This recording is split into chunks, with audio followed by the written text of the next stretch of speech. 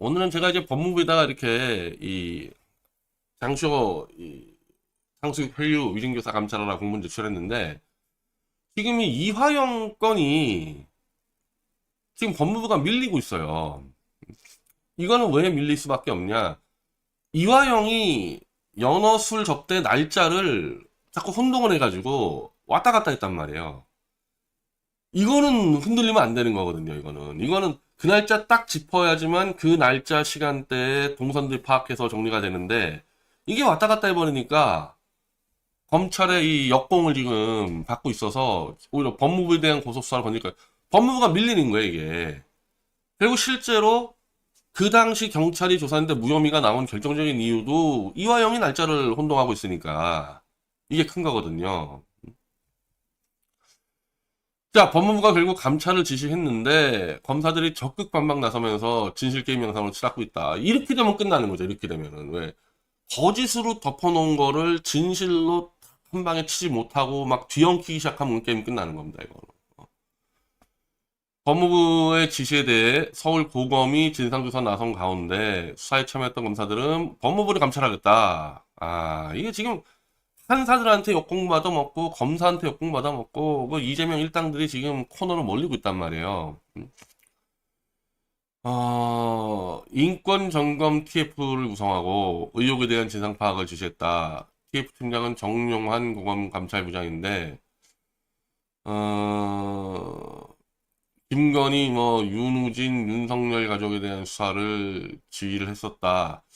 글쎄 이게 똑바로 수사한 사람인지 모르겠어요. 근데 이제 법무부는 17일 진상조사 결과 실제 술과 음식이 제공된 정황을 난 이게 이상해.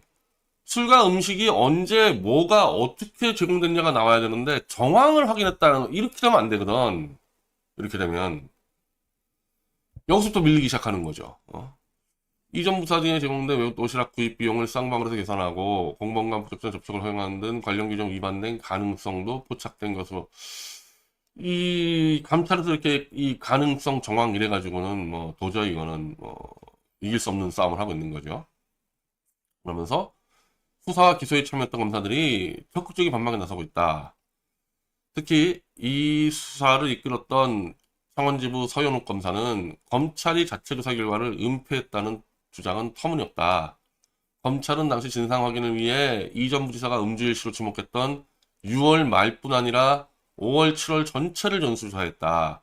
여기서부터 이거는 이기기 어려운 게임입니다. 날짜를 지정 못하니까 검찰이 두리뭉실하게 쭉 하면서 입회한 변호사와 개요 교도관 38명 전원, 음식 주문 및 출정 기록들 모두 이게 전수조사가 불가능하죠. 이게 날짜를 정확하게 짚어야 되는데 근데 결국에는 나중에는 왔다 갔다 하다가 이 날짜를 5월 17일로 짚었는데 이 날짜가 틀렸다 이거야. 이건 아니라는 겁니다. 여기서 이러니까 어떻게 하겠어요 이게. 술자리 회유역 당사자로 지목됐던 박상용 검사도 의혹과 관련해 전수조사가 있었고 검찰 수사도 있었지만 사실 묵은 대법원 확정 판결까지 있었다. 뭐 대법원 판결까지는 안 갔을걸요. 뭐 기소가 안 됐는데 대법원에서는 그거지. 설사 연어를 접대했었어도 이화영이 뭘 연어 좀 얻어먹고 말을 바꿨겠냐. 이게 이제 법원 판결문이고 법원에서 뭐 완전히 없었다 그 얘기는 아니에요. 특히 지금 이화영의 변호인이 법무부 조사 발표 있기 전에 이걸 터뜨려버렸는데 이게 지금 이재명이 하는 일들이 맨날 있단 것들이죠. 이거 지들 변호사 패거리들, 지 변호인들 해가지고 정보 유출하고 자리 주고 그런 짓거리 했으니까 여기서 이제 역공을 받는 거예요. 역공을 이거.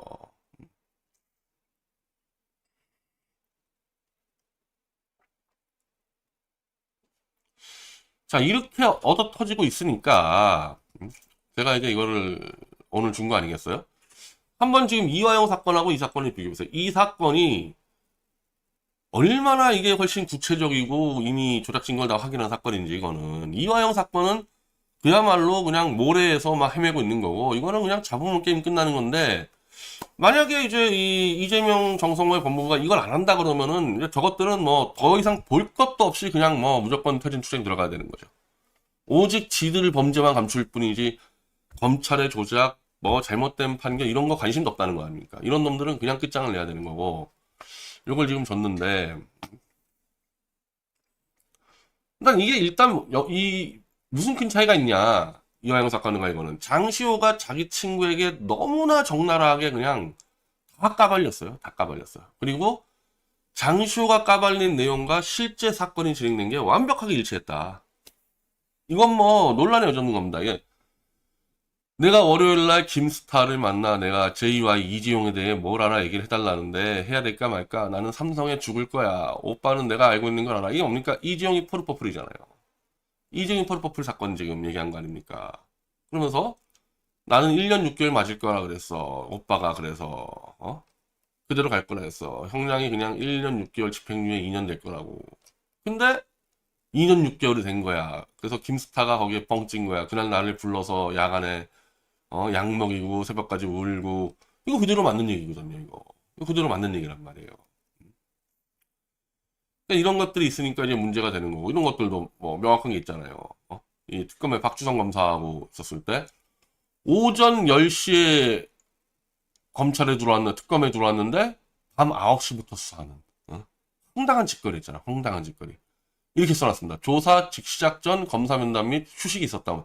그걸 오전 10시부터 밤 9시까지 11시간 동안 11시간 동안 검사 면담. 11시간 동안 뭐 했냐 이거야. 어디 가서 뭐 했냐 이거야. 이런 건 박주성이 부르고 장시호 불러서 너 뭐 했냐 11시간 동안. 이게 무슨 면담이냐 이게. 이런 것들이 있는 거 아니겠어요. 그래서 이걸 지금 제가 다 줬어요. 다 줘가지고 지금 특히 이제 이 서울중앙지검이 특검제 4팀이 포렌식 수사도 하지 않으면서 포렌식을 장시호 제출 태블릿을 최선권으로 확정되면 거짓 브리핑한 거. 그래서 이 1월 5일자 포렌식이 지금 은폐된 거 지금 뭐 조사할 게 한두 개가 아니죠. 이런 부분들을 이제 이 법무부가 조사하도록 제가 이제 공문을 집어넣었으니까 뭐 저는 이걸 할 거라 봅니다. 이건 안 할 수가 없어요. 이화영 사건 하고 있는데 이걸 안 하겠다는 얘기는 이건 뭐 국민들이고 뭐 국시장 가서 할 만도 없는 거고. 그래서 이건 감찰 들어가면 게임 끝난다 이거는. 그래서 제가 이 감찰이 들어갈 게 뻔하기 때문에 제가 이 장시호의 이지훈 변호사한테 제가 역시 자백하라고 지금 제가 오늘 공문을 보냈습니다. 이게 이지훈 변호사예요. 그 이지훈 변호사는 단순히 장시호 변호사가 아니라 장시호와 특검과 공모해서 태블릿 조작에 가담한 자입니다. 이거 황당한 인간이죠, 황당한 인간. 근데 다시 생각해보면은 의뢰인인 장시호가 이렇게 해달라 그냥 거기에 맞춰졌을 수도 있어요. 그러면 자백하라는 거야. 한동훈이나 김영철과 깊이 조작을 개입한 게 아니라 의뢰인인 장시호가 내가 돈 주니까 그냥 이렇게 좀 맞춰주세요. 뭐 그것도 엄청난 불법이긴 한데 단지 장시호만 말만 듣고 이 정도 했으면은 빨리 자백하면 되는 건데 자백을 안 하면 이놈도 이제 한동훈과 한패라해서 거의 뭐 사형에 준하는 이제 중벌이 떨어질 겁니다. 근데 이자는 뭐가 문제냐? 1월 5일날 장시호가 이제 이 태블릿 PC를 특검에 제출하는데 장시호가 그거를 어떻게 설명했냐? 10월 25일 날, 10월 24일 날이 JTBC 태블릿 첫 보도잖아요? 10월 25일 날 장시호가 최서원의 자택에 가서, 갔더니 태블릿 PC가 하나 더 있어가지고 들고 왔다. 이런 말 했단 말이에요. 근데 그거를 장시호가 나중에 얘기하는데, 자기가 특검 앞에서 털어놓게 된 이유는 뭐냐? 특검의 CCTV 자료에 자기 얼굴이 워낙 정확하게 찍혀 있어서 특검 애들이 너 이거 뭐냐 뭐 하러 갔어? 태블릿 PC 가지러 갔어요. 이렇게 해서 이 답을 했다는 겁니다. 그러면은 이 특검의 CCTV 자료에 장시호 얼굴이 명확하고 크게 찍혀 있어야 되는데 이거예요. 이게 답니다. 없어요. 알아볼 수가 없고 우리가 최서원을 통해서 알아본 바는 얘네들은 장시호가 아니에요. 얘네들은 최서원의 직원들이고 장시호가 아니고 최서원 쪽 직원들은 장시호랑 같이 간 적이 없다. 근데 같이 갔든 안 갔든 지가 검찰 수사 자료에 있는 CCTV 화면에 자기가 정확히 나와서 어쩔 수 없이 발언했다고 그러는데 이걸 하니까 이게 다예요 이게. 장시호 안 모이잖아. 그러니까 이 자체가 거짓말이죠, 이 자체가. 그럼 이거를 들고 있다가 자기 아들 친구에게 줬다. 이게 나중에 말이 막 계속 바뀝니다. 자기 아들 친구에게 줬다라고 얘기를 하다가 아니다, 내 친구에게 줬다. 막 바뀌어요. 그래서 그 친구가 김윤미라는 애가 나중에 뉴탐사에 등장을 하죠. 그럼 그 친구, 자기 아들 친구는 여자예요. 김윤미의 딸. 그 딸에게 줘서 그 딸이 쓰고 있었다 그래야지. 그러니까 준 거 아닙니까? 근데 L자 패턴이라는 비밀 패턴을 몰라가지고 쓰지를 못했, 지들도 못 썼다 이거야. 근데 그러면 지 아들 친구 그 딸은 어떻게 씁니까? L자 패턴 걸려 있는데.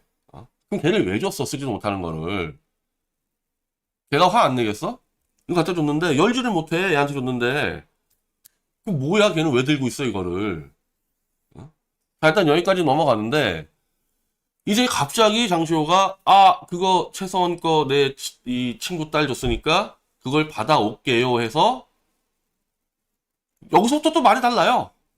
여기서 말이 다르는 게 장시호의 이 변호사는 1월 5일, 장시호의 변호사는 1월 4일 밤 10시나 11시경에 장시호의 부친으로부터 태블릿을 받아왔다.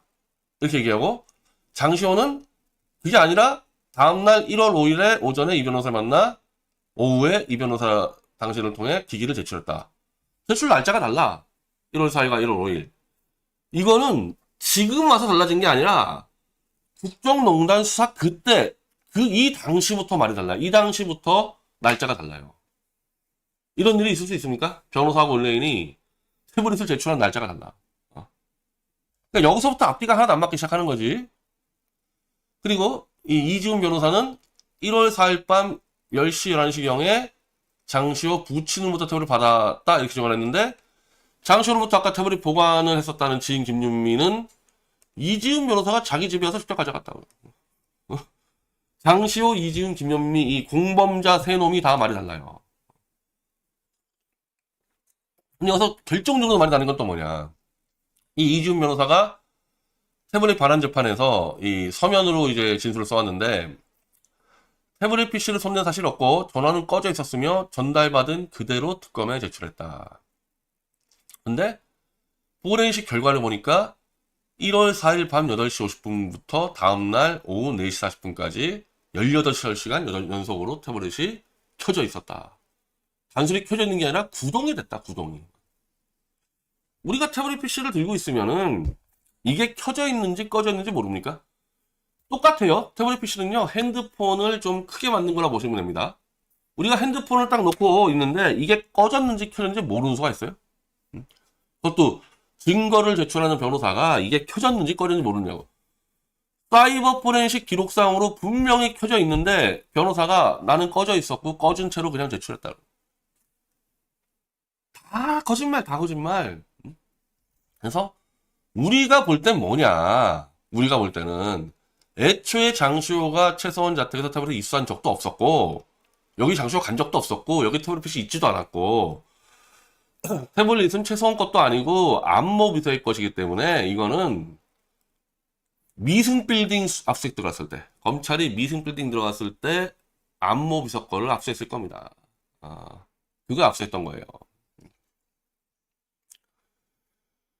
그래서 그때 L자 패턴을 몰라가지고 키질 못했다 그러는데 이미 10월 30일부터 막 태블릿이 켜집니다. 막 켜져요. 막 조작해요 이때부터.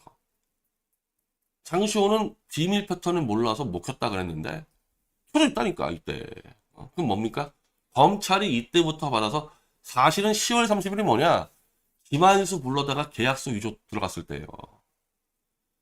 이미 1PC를 조작하고 있을 때, 야, 혹시 1PC가 걸리면은, 이거, 2PC 조작을 이미 박근혜 검찰 단계에서부터 조작을 준비했었고, 이게 윤석열 한동훈 넘어가면서 본격적인 조작을 한 거죠. 그래서, 이지훈한 돈을 보는 공문에서, 기아 역시 장시호의 부친으로부터 1월 4일 밤에 받은 것으로 거짓 조작에 공모한 것이다. 장시호가 맡겼다는 김은미는 당신이 집에 가서 태블릿 받아갔다는 진술을 했는데, 모든 게 조작이니 모두가 다른 말 하고 있다. 본인은 지금 장시호 모친과 연락을 취해 장시호하고 연락하고 있습니다. 자백을 하면 공익신고자 지위를 받게 하고 보호해주겠다는 제안했다. 이지훈 당신도 빨리 자백해서 뭐 변호사가 공익신고자까지 가긴 어렵겠지만은 예, 처벌을 경미하게 받아야지. 윤석열 정권이 이제 무너진 이상 법원, 검찰, 경찰, 법무부에서 뭐 적극적으로는 뭐 하지 않지만은 그렇다고 막을 이유는 없잖아요. 여기서 막을 이유는 없잖아요. 그래서 이 장시호 그 변호사는 9월 말까지 자백하지 않으면 본인과 최서원 등이 민형사 법적 조치를 취할 거다. 자, 이런 식으로 지금 진행이 되고 있습니다. 이 다음 주에 우리가 재판이 크게 두 개가 있는데 JTBC 태블릿 항소심 엄철 악명 높은 근데 뭐 너무 많은 그 이후에 조작 증거들이 밀고 들어가서 엄철이 할아버지가 나와도 안 돼요. 이건. 지금 저 김경철 변호사 쪽이 잡아놓은 최서원이 쓰지 않은 포렌식 증거 은폐한 건 있죠. 그리고 김한수가 이 계약서 위조한 건 딱 걸린 거 있죠. 그리고 이번에 JWPC 태블릿 포렌식 하지 않은 거 있죠. 제1심 판결에 JWPC 조작 증거가 제시가 됐기 때문에 JWPC 조작도 이 재판에서 다룰 수밖에 없거든요. 그래서 와장창 집어넣고 이것들은 기회주의자들이니까 판사들은 제가 이재명이 두 번에 걸쳐서 태블릿 조작이 근거가 있다고 얘기한 생라이 기사하고 TV조선 기사를 저희가 또 제출했습니다. 현직 대통령도 태블릿 조작의 가능성 얘기하는데 니네 어용 판사 따위가 어따 대고 함부로 떠들어. 그럼 너 이재명하고 싸워봐봐 한번 붙어봐 자신 있으면은. 나는 이재명하고 싸우잖아. 니네 이 겁쟁이 판사라면 이재명하고 싸워보라고. 그래서 그것까지 다 집어넣었습니다. 그래서 우리는 뭐 피고인 신문을 연기 신청했는데 지금 증인부터 다 불러라.